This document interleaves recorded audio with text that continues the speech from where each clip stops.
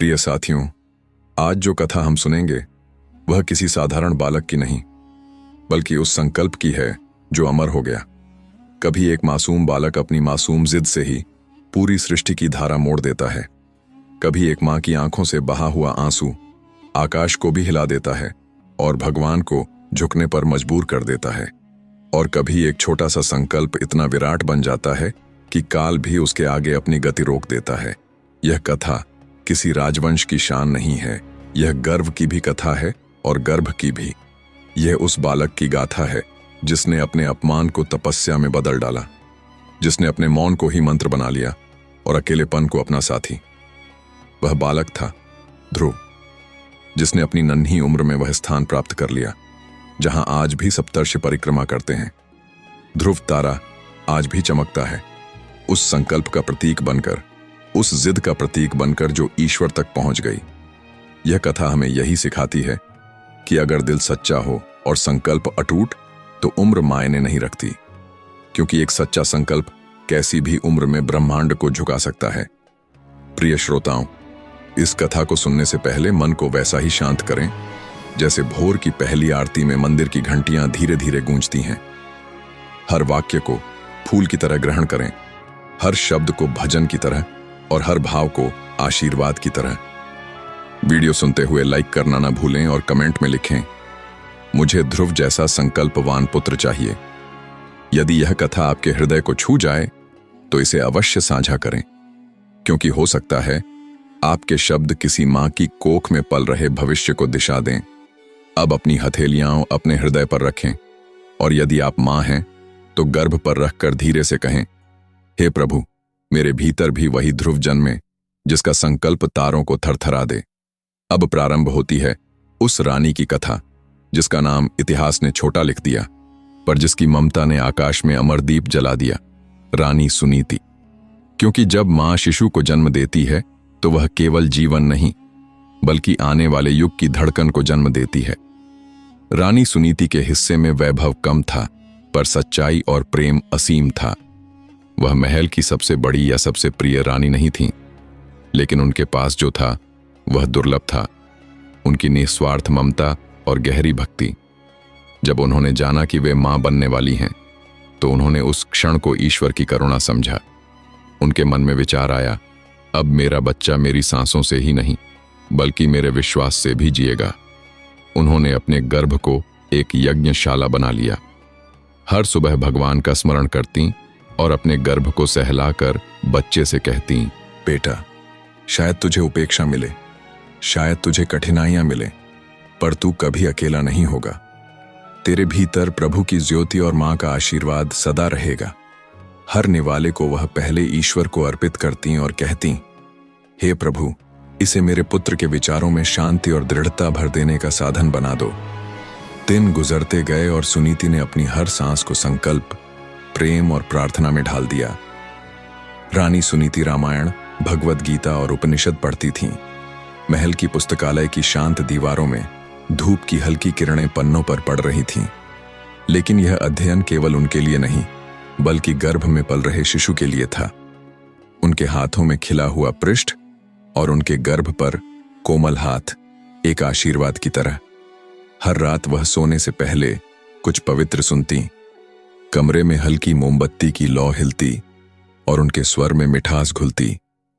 कभी आरती, कभी श्लोकों की मधुर ध्वनि और कभी केवल अपनी सांसों में ईश्वर का नाम, ओम नमो भगवते वासुदेवाय। उनकी आवाज हल्की लेकिन प्रभावशाली। बेटा, मैं चाहती हूं तू राजा बने, पर ऐसा राजा जो स्वयं को जीत सके, जो दुखों से न डरे, अकेले में भी मुस्कुराए और भगवान को अपना साथी बनाए। महल में कोई रौनक नहीं, कोई उत्सव नहीं, सुनसान गलियां, खाली हॉल, पर कमरे की दीवारें उनकी प्रार्थना की गूंज से जीवित। पर रानी सुनीति के लिए यह सब महत्वहीन था। हर दिन साधना, हर रात प्रार्थना, और फिर वह रात आई। तीसरा पहर, चांदनी शांत, हवा में मिठास। चांद की रोशनी रानी के चेहरे पर पड़ती, जैसे स्वर्ग भी साक्षी हो रहा हो। रानी सुनीति ने अपने पुत्र को जन्म दिया। ना शंख की आवाज, ना दीप जले, पर देवताओं ने सिर झुका लिया, क्योंकि एक बालक आया जो भविष्य में अटल और उज्जवल बनेगा। ध्रुव ध्रुव अब जन्म ले चुका था। चांदनी में उसके नन्हे हाथ और पैरों की झलक मानो दिव्यता का प्रतीक, और उसकी छोटी सी मुस्कान में दुनिया की सारी मासूमियत समाई हुई थी। वह कोई साधारण बालक नहीं था, वह संकल्प बनकर आया था। एक मां के आंसुओं और ममता की लोरी में पला। सुनीति की गोद उसकी पहली दुनिया बन गई, जहां हर धड़कन में उसे प्रेम, सुरक्षा और ईश्वर की छाया मिलती। ध्रुव का बचपन राजमहल में बीता, लेकिन भौतिक सुख और राजसी विलासिता से नहीं। मां की कहानियां, प्रार्थनाएं और उनका आशीर्वाद ही उसके जीवन का पोषण थे। रात में जब महल शांत होता, ध्रुव अपनी नन्ही आंखों में सपने बुनता। उसकी मुस्कान में विश्वास और उजाला झलकता। सुनीति हर सुबह ध्रुव को उठाती, हाथ पकड़कर सूरज की पहली किरण दिखाती और उसके माथे पर हल्का सा चुंबन करती। फिर कहती, बेटा, सूरज जैसा बनना, जो सबको रोशनी दे पर किसी से कुछ न मांगे। भगवान कृष्ण की तरह हमेशा मुस्कुराना और अपने हृदय की शक्ति से अंधेरों को मिटाना। ध्रुव शांत और मननशील था। खेलते समय भी मंदिर के घंटों की मधुर गूंज उसे सबसे प्रिय लगती। दूसरे बच्चे खेलते, पर ध्रुव तुलसी और मिट्टी के पास बैठा रहता। कभी मिट्टी में ईश्वर का नाम उकेरता, कभी मां का नाम। फिर पूछता, मां, क्या भगवान सच में मौजूद हैं? सुनीति मुस्कुराकर कहती, बेटा, यदि कोई सच्चे हृदय से पुकारे तो भगवान हमेशा पास रहते हैं, और वही तुम्हारे भीतर भी हैं। ध्रुव की मुस्कान में विश्वास और बाल कृष्ण जैसी चमक झलकती। ध्रुव छोटा था, पर सवाल उसके विशाल थे। महल का विशाल हिस्सा उसे घेरता था, लेकिन उसके मन की खोज और जिज्ञासा उससे भी विशाल थी। राजा उत्तानपाद और उनकी रानी सुरुचि। सुरुचि अपने सौंदर्य और बुद्धिमत्ता से महल की रौनक थीं। उनका पुत्र उत्तम राजा का चहेता और महल का प्रिय था। छोटे ध्रुव ने हमेशा महसूस किया कि उसकी उपेक्षा होती है, लेकिन उसने कभी सवाल उठाने की हिम्मत नहीं की। जब राजा सुबह बगीचे में टहलते, ध्रुव चुपचाप पीछे पीछे जाता और उन्हें दूर से देखता। उसकी आंखों में एक मासूम इच्छा रहती, एक बार पिता की गोद में बैठना। वह मन ही मन पूछता, पिताजी, क्या आप मुझसे भी उतना प्यार करते हैं जितना उत्तम से करते हैं? पर यह सवाल उसके होठों तक कभी नहीं पहुंचता। ध्रुव केवल अपनी मां सुनीति से पूछता, मां, क्या पिताजी मुझे भूल गए हैं? सुनीति हर बार धीरे मुस्कुराती और कहती, बेटा, पिता तो केवल शरीर से साथ होते हैं। सच्चा पिता वह है जो आत्मा से जुड़े। ईश्वर को अपना पिता मान, वे तुझे कभी अकेला नहीं छोड़ेंगे।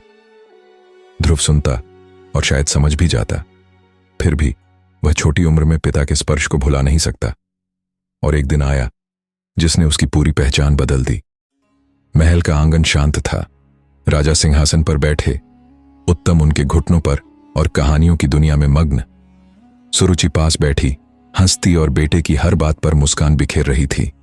ध्रुव दूर खड़ा, अपने मन की एक छोटी सी आशा लेकर, काश मैं भी पिता की गोद में बैठ पाऊं।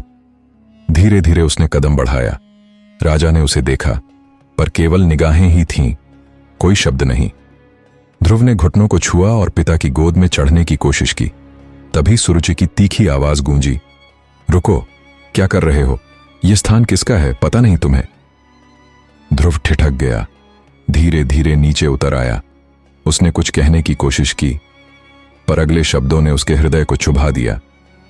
तुम राजा की गोद में बैठने लायक नहीं हो, क्योंकि तुमने मेरी कोख से जन्म नहीं लिया। यह गोद केवल मेरे पुत्र के लिए है। ध्रुव की छोटी सी मुस्कान थम गई, लेकिन उसके भीतर एक अडिग संकल्प जाग उठा। एक दिन मैं साबित करूंगा कि मेरी आत्मा की शक्ति किसी जन्म या उपस्थिति से कम नहीं। मैं अकेला हूं, पर मैं मजबूत बनूंगा और मेरे संकल्प से युग भी झुकेगा। अगर तुम्हें सुख चाहिए तो अगले जन्म में मेरी गोद से जन्म लेना होगा। ध्रुव ने यह शब्द सुने, भीतर से कुछ टूट गया। राजा ने कुछ नहीं कहा, सिर झुका लिया। उसकी आंखें भर आईं, पीठ सीधी थी, पर दिल भारी था। धीरे धीरे वह महल की गलियों में चला गया। उसकी पुकार, मां, मां, खामोश गलियों में गूंज रही थी। कोई उसे सुनने नहीं आया, केवल सुनीति थी जिसने उसकी आवाज सुनी। दीपक वहीं छोड़ वह दौड़ पड़ी और ध्रुव को अपनी गोद में उठा लिया। उसने उसकी धड़कनों को महसूस किया और पूछा, बेटा, क्या हुआ? ध्रुव बोला, मां, मैंने कुछ नहीं किया, बस पिताजी की गोद में बैठना चाहता था। पर शब्दों ने, सुनीति की आंखों में आंसू थे।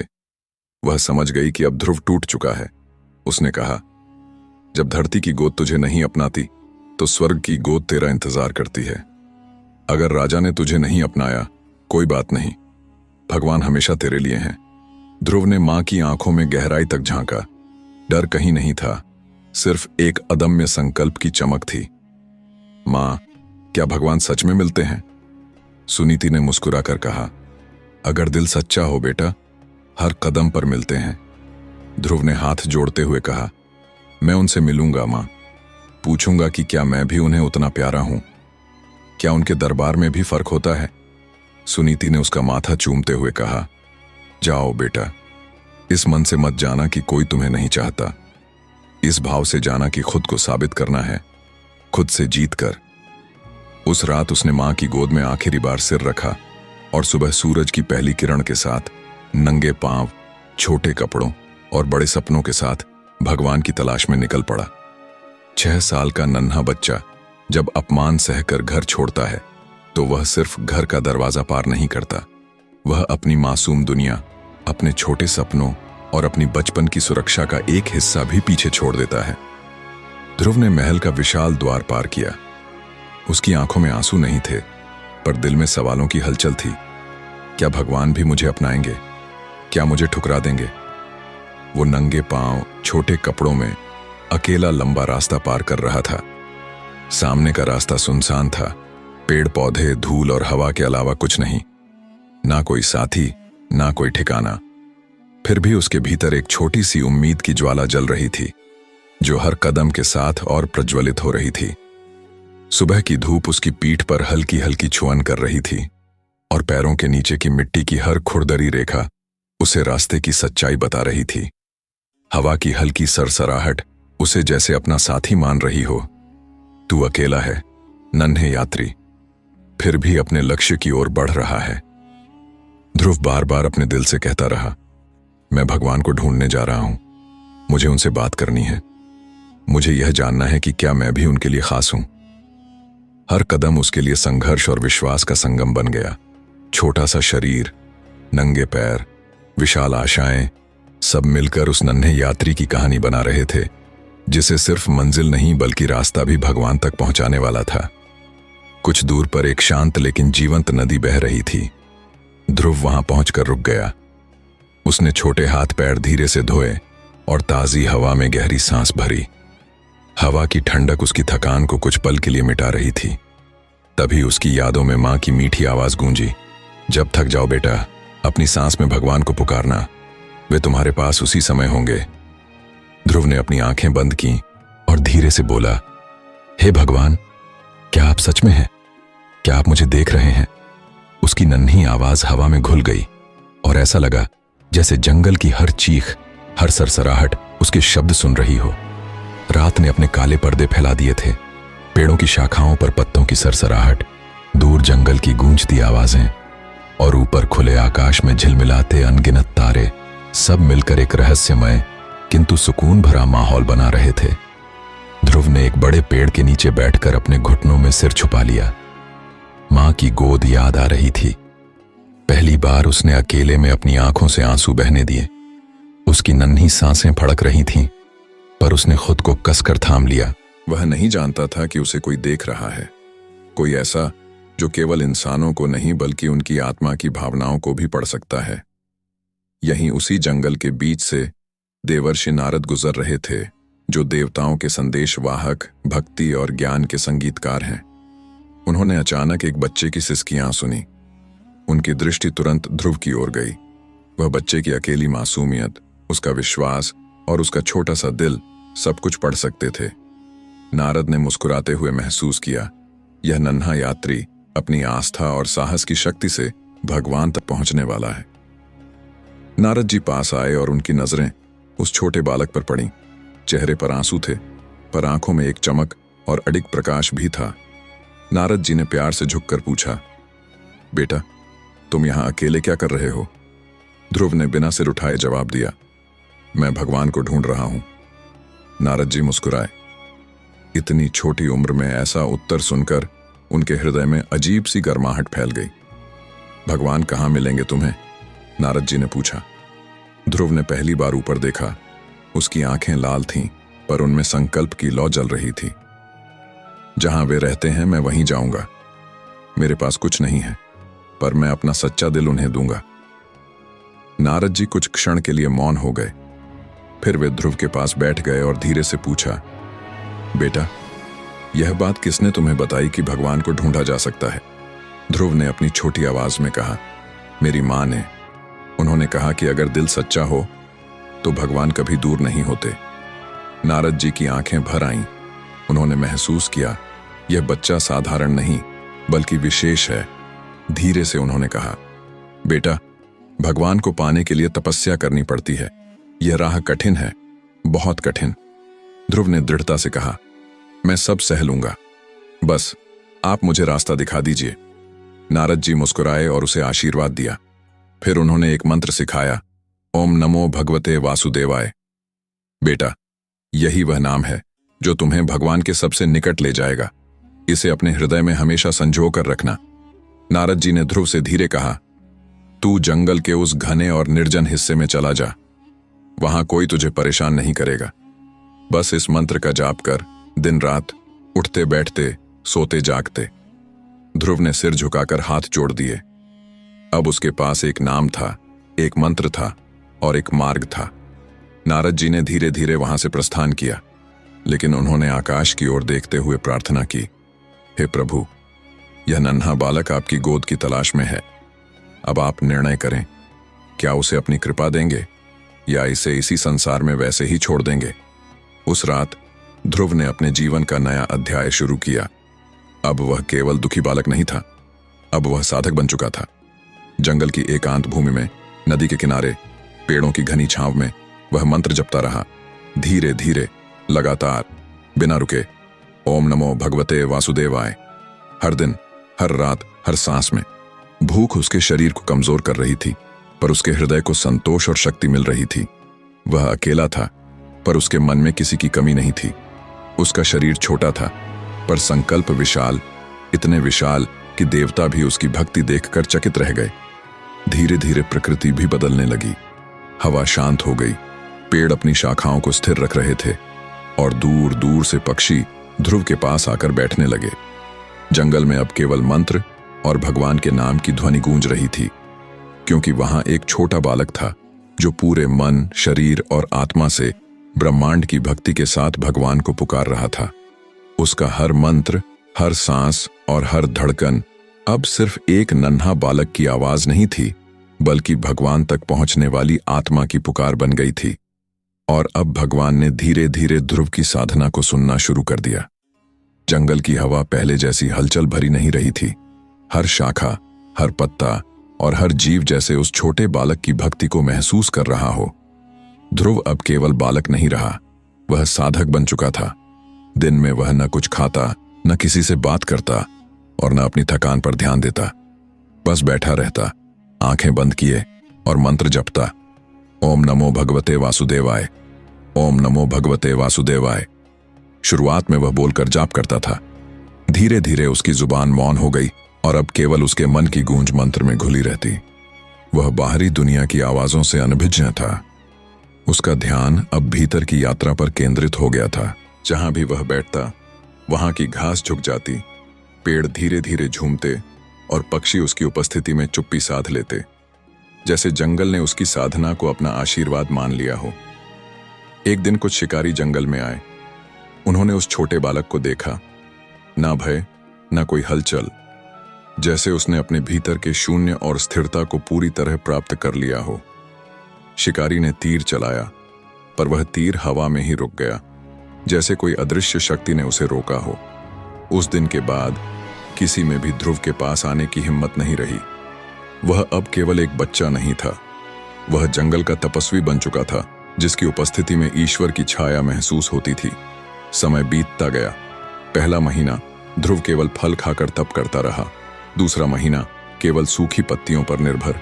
तीसरा महीना सिर्फ पानी और मंत्र। चौथा महीना सांसों से ही जीवन। हर सांस में मंत्र और भक्ति की गूंज। और जब 5वें महीने का अंत हुआ, पूरे जंगल का रूप बदल गया। पेड़ स्थिर, हवा शांत, पक्षी आसमान में गा रहे, जैसे प्रकृति ने अपने हर हिस्से में ध्रुव की तपस्या और भगवान की उपस्थिति को स्वीकार कर लिया हो। जंगल में अब सिर्फ एक बालक नहीं था, वहां एक दिव्य साधक खड़ा था, जिसकी हर सांस, हर मंत्र और हर धड़कन भगवान की उपस्थिति का प्रतीक बन गई थी। धरती मानो अपने भीतर कंपन को थामे खड़ी हो गई थी। हवा में हल्की गूंज फैली और चारों तरफ एक दिव्य चमक फैल गई, जैसे सारी सृष्टि सांस थामकर उस छोटे बालक की प्रतीक्षा कर रही हो। ध्रुव की पलकें बंद थीं, लेकिन उसके चेहरे पर ऐसा तेज था जैसे भीतर किसी परमात्मा की ऊर्जा प्रवाहित हो रही हो। उसका हृदय और आत्मा एक साथ धड़क रहे थे। हर सांस केवल भगवान की उपस्थिति की पुकार से भरी हुई थी। और फिर वह पल आया जिसका इंतजार केवल ध्रुव नहीं, बल्कि पूरी ब्रह्मांडीय शक्ति कर रही थी। श्री हरिनारायण प्रकट हुए। उनका रूप शांत, दिव्य और अनंत करुणा से परिपूर्ण था। उनकी दृष्टि में अपार प्रेम और समस्त पीड़ा को सहने की शक्ति झलक रही थी। चारों ओर प्रकाश की लहरें फैल रही थीं, हल्की, कोमल और साथ ही प्रबल, जैसे हर किरण में ईश्वर की मुस्कान चमक रही हो। उन्होंने देखा, एक नन्हा बालक, ध्यानमग्न, कुछ न मांगने वाला, सिर्फ ईश्वर को पाने की अडिग लगन लिए। श्री हरि ने हल्की मुस्कान दी। उनके होंठों से निकला मधुर स्वर, ध्रुव। पहली बार, फिर दूसरी बार, तीसरी बार। ध्रुव की पलकें हल्की हल्की कांप उठीं। धीरे धीरे उसने आंखें खोलीं, और जब उसकी नजर भगवान पर पड़ी, वह स्तब्ध रह गया। जो उसने केवल कल्पना की थी, जो उसने मन ही मन सोचा था, वह उसके सामने था। कांपते हुए दोनों हाथ जोड़कर उसने कहा, प्रभु, क्या आप सच में मेरे पास आए हैं? भगवान ने सिर झुकाकर मुस्कुराया और बोले, हां पुत्र, तेरी भक्ति ने मुझे तुम्हारे पास खींचा। तेरी तपस्या, सच्चाई, एकाकीपन और पुकार सब मुझे सुनाई दी। ध्रुव की आंखों से अश्रु बह निकले। प्रभु, क्या अब आप मुझे छोड़ देंगे? श्री हरि ने प्रेम से कहा, नहीं बेटा, अब तू मेरा है और मैं तेरा। तेरी भक्ति ने तुम्हें मेरे समीप ला दिया। अब तू अकेला नहीं, तेरा नाम और साधना अनंत हो गए हैं। ध्रुव ने शांति से कहा, प्रभु, मैं आपसे कुछ भी नहीं चाहता, सिर्फ मेरी मां को दुख से बचाइए और मुझे ऐसा बनाइए कि लोग मेरे नाम से आपको याद करें। भगवान ने मुस्कुराते हुए कहा, बेटा, अब तू केवल बालक नहीं रहा, तू अब ध्रुव बन गया है, अडिग, स्थिर और अमिट। तेरे लिए मैं ऐसा स्थान बनाऊंगा जहां सूर्य, चंद्रमा और तारे घूमते रहेंगे, पर तू स्थिर रहेगा। तेरा नाम आकाश में सदैव चमकता रहेगा। हर मां तुझ जैसे पुत्र की कामना करेगी। हर भक्त तेरा स्मरण करेगा जब उसका हृदय असफलता से घिर जाएगा, क्योंकि तू तपस्या का प्रतीक है, भक्ति की सबसे सजीव मिसाल है और एक माता के प्रेम का अविनाशी रूप है। ध्रुव अब कुछ बोल नहीं पाया। उसने सिर झुकाकर केवल प्रभु के चरणों में आत्मसमर्पण किया। उस क्षण जैसे समय अपने पंख रोककर थम गया हो। पृथ्वी, आकाश, तारे और दिशाएं सभी गूंज उठीं एक ही नाम से, ध्रुव, ध्रुव, ध्रुव। अब वह बालक नहीं था जो महल से अपमानित होकर निकला था। वह अब रोता हुआ बच्चा नहीं रहा। वह बन चुका था ईश्वर के स्पर्श से प्रकाशित, दिव्य तेज में दमकता तपस्वी ध्रुव। उसने अपने अकेलेपन को शक्ति में बदल लिया, अपमान को अपने मंत्र में परिवर्तित कर लिया, भूख और प्यास को उसने भक्ति का माध्यम बनाया। भगवान श्री हरि ने ध्रुव के माथे पर हाथ रखा और कोमल स्वर में कहा, अब लौटने का समय है पुत्र। तेरे पिता ने अपनी भूल समझ ली है। तेरी मां ने आज भी प्रेम के आंचल में तुझे ढका रखा है। जाओ और संसार को दिखा कि बालक केवल रूप में छोटा होता है, पर संकल्प में महान। ध्रुव ने दोनों हाथ जोड़कर भगवान का अभिनंदन किया। फिर भगवान ने उसके माथे को छुआ। उसी क्षण आकाश से उतरा एक दिव्य रथ, सुनहरी चमक और अंबर जैसी तेजस्विता से भरा। उस रथ पर बैठकर ध्रुव अपने राज्य की ओर अग्रसर हुआ। उसकी आभा इतनी प्रबल थी कि राह के वृक्ष झुक गए। नभ से स्वर्गीय कणों की बौछार होने लगी। ऋषि अपने आश्रमों से बाहर आए और हाथ जोड़कर आशीर्वाद देने लगे। जाओ बालक, तेरी भक्ति की गाथा सदियों तक स्मरण की जाएगी। उसी समय राजा उत्तानपाद के महल में हल्की बेचैनी फैल गई। रानी सुनीति का हृदय अत्यधिक व्याकुल था। हर सुबह की तरह वह तुलसी के समीप बैठी आंखें बंद करके अपने पुत्र की सलामती और सुख की प्रार्थना कर रही थी। हे प्रभु, बस एक बार मेरा नन्हा पुत्र लौट आए, उसका चेहरा देख लूं, उसकी नन्ही हथेली को छू लूं, फिर चाहे आप मुझे कहीं भी बुला लें। तभी महल के आंगन में अचानक दिव्य प्रकाश फैल गया। लोग ऊपर देखने लगे और चकित होकर बोले, देखो, एक अद्भुत रथ आ रहा है। उसमें कोई बैठा है, पर उसका तेज इतना दिव्य है कि नजरें स्थिर नहीं रह सकती। रथ महल के सामने आकर स्थिर हुआ। हर कोई स्तब्ध था और उसी क्षण समय मानो थम सा गया। रथ से उतरा एक बालक। उसके चेहरे पर न भय न झुकेपन का कोई भाव। वह सीधे कदम बढ़ाकर महल के अंदर गया। रानी सुनीति, जो प्रार्थना में लीन थी, मानो किसी दिव्य स्पर्श से हल्की सी झकझक हुई। उन्होंने आंखें खोली और देखा, उनका पुत्र ध्रुव उनके सामने खड़ा था। वैसा ही बालक जैसा उन्होंने उसे विदा करते समय देखा था, लेकिन अब वह पूरी तरह बदल चुका था। चेहरे पर अब पीड़ा नहीं, केवल शांति और अडिग दृढ़ता झलक रही थी। ऐसा प्रतीत हो रहा था जैसे उसने हर तूफान और संकट पार कर लिया हो। मां और पुत्र कुछ क्षण तक एक दूसरे को निहारते रहे। फिर सुनीति ने उसे अपने हृदय में समेट लिया। ध्रुव रोया नहीं, केवल शांत और स्थिर रहा। उसकी पीठ पर हाथ फेरते हुए रानी बोली, तू सच में मेरा उज्जवल सितारा बन गया है बेटा। अडिग, चमकता और स्थिर। अब पूरी दुनिया तुझे देखकर कहेगी, मां का आशीर्वाद कभी व्यर्थ नहीं जाता। उधर राजा उत्तानपाद जब सुन गए कि ध्रुव लौट आया है और ईश्वर स्वयं उसे अपने पास ले गए हैं, तो उनका शरीर कांप उठा। उनकी आंखों से अश्रु झरने लगे। उन्होंने सिंहासन त्याग दिया और फर्श पर बैठकर अपनी भूल को स्वीकार किया। फिर दोनों हाथ जोड़कर ध्रुव के सामने आए। बेटा, तेरा अपमान देखकर भी मैं मौन रहा, तेरे आंसू देखकर भी मैंने कुछ नहीं कहा, पर तू मुझसे बहुत बड़ा निकला। मैं अब तुझे बेटा कहने का अधिकारी नहीं रहा। ध्रुव ने अपने पिता का हाथ पकड़कर उसे उठाया और केवल इतना कहा, पिताजी, जब ईश्वर ने मुझे अपनी गोद में लिया तो मुझे किसी से शिकायत क्यों करनी चाहिए। राजा ने उसे गले से लगाया। उसी दिन राजा उत्तानपाद ने राजगद्दी त्याग दी और ध्रुव को शासन सौंपा। पर ध्रुव को सिंहासन का लालच नहीं था। उसके लिए अब केवल एक ही चीज महत्वपूर्ण थी, ईश्वर की संगति, माता का आशीर्वाद और ऐसा जीवन जो दूसरों के लिए प्रेरणा बन जाए। ध्रुव ने वर्षों तक शासन किया, पर एक राजा की तरह नहीं, बल्कि एक सेवक और मार्गदर्शक की तरह। उसकी प्रजा उसे आदर देती थी, संत उसे आशीर्वाद देते थे। उसकी माता हर दिन तुलसी के सामने प्रभु का धन्यवाद करती थी। और जब ध्रुव का सांसारिक जीवन पूरा हुआ तो भगवान स्वयं प्रकट हुए और बोले, बेटा, अब तू चल। तेरे लिए आकाश में एक विशेष स्थान निर्धारित किया गया है। वहां तू सदा रहेगा और संसार को दिशा देगा।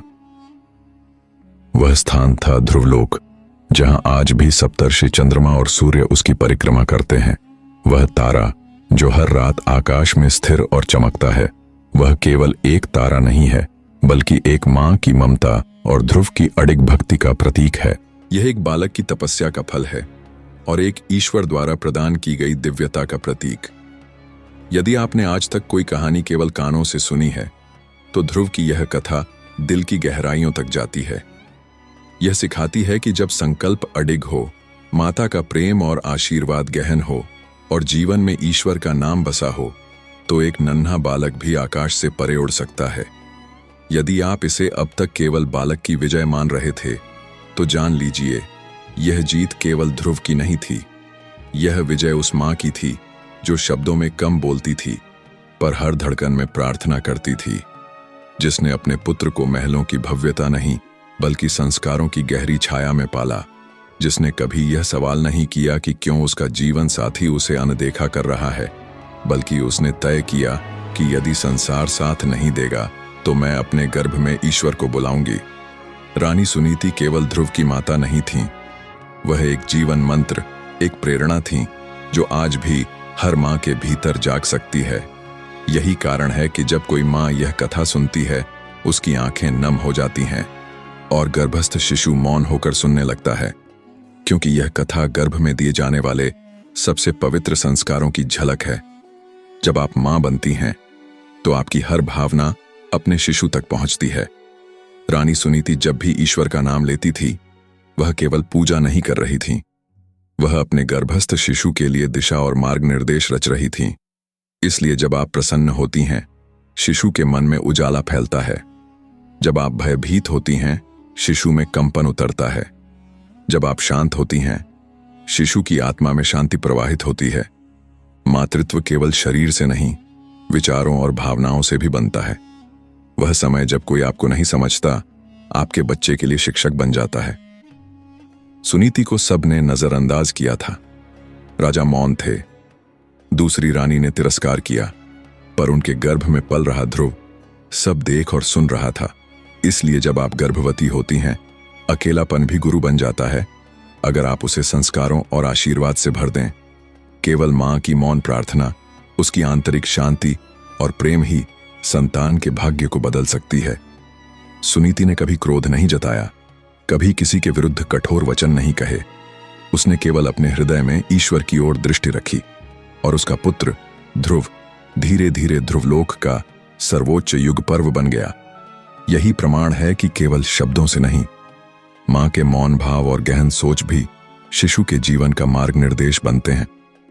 यदि आप गर्भ में ईश्वर के लिए स्थान बनाती हैं, तो आपका शिशु किसी भी अपमान को सफलता की सीढ़ी में बदल सकता है।